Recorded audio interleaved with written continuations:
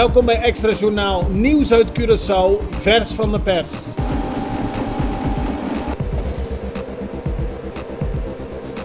En dit is het nieuws van vandaag. Afgelopen weekend heeft de politie een man opgepakt die wordt verdacht ontucht te hebben gepleegd met een jonge jongen. Dat meldt Extra vandaag. De politie wil geen details geven, maar de zaak heeft op sociale media al tot veel opschudding geleid. De zaak speelde zich af in het gebied Pabao de Curaçao. Duidelijk is dat het om een man op leeftijd gaat. De politie doet momenteel technisch-justitieel onderzoek bij het belastingkantoor en hierdoor zal de Regentesselaan voorlopig afgesloten zijn voor doorgaand verkeer. Dat betekent dat auto's, motoren, vrachtwagens, fietsers en voetgangers niemand meer gebruik mag maken over het stuk tussen de Christinalaan en de ingang met UTS, die met de Regentesselaan is verbonden. Het belastingkantoor blijft als gevolg van de brand voorlopig dicht. Het kantoor van het ernaast gelegen BAP gaat vandaag gewoon weer open. In juni van dit jaar heeft het belastingkantoor 43 miljoen gulden meer opgehaald dan was voorspeld. En dat is opmerkelijk omdat in de afgelopen jaren steeds de voorspelling niet werd gehaald. De ministers van Financiën hebben zich daar steeds druk over gemaakt en ook het hoofd van het belastingkantoor, Alfonso Trona, heeft vaker opgeroepen aan mensen om daadwerkelijk de belasting te betalen die ze moeten betalen.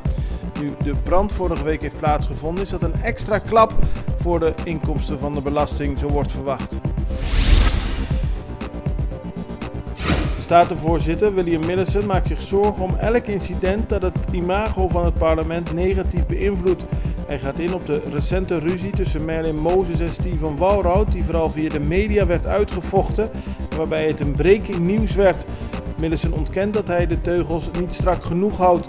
Volgens hem regelt hij de orde binnen het parlement volgens de letter van de wet. Er zijn mensen die Millison oproepen om strenger te zijn.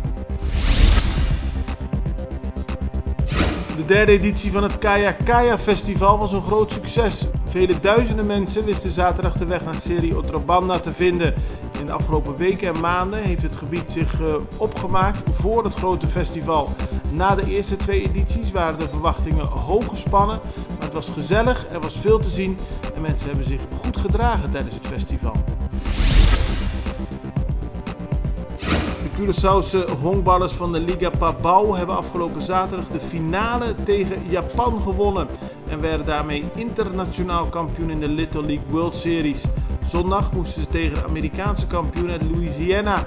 Bij winst zou Curaçao zich wereldkampioen mogen noemen, maar helaas bleken de Amerikanen veel te sterk. Curaçao verloor met 8-0.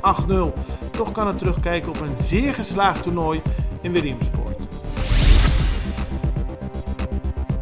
Duizenden Brazilianen zijn de straat opgegaan om te protesteren tegen hun president Jair Bolsonaro.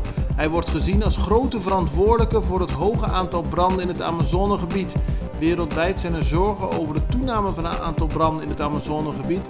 En volgens de demonstranten is dit het gevolg van de milieupolitiek van Bolsonaro.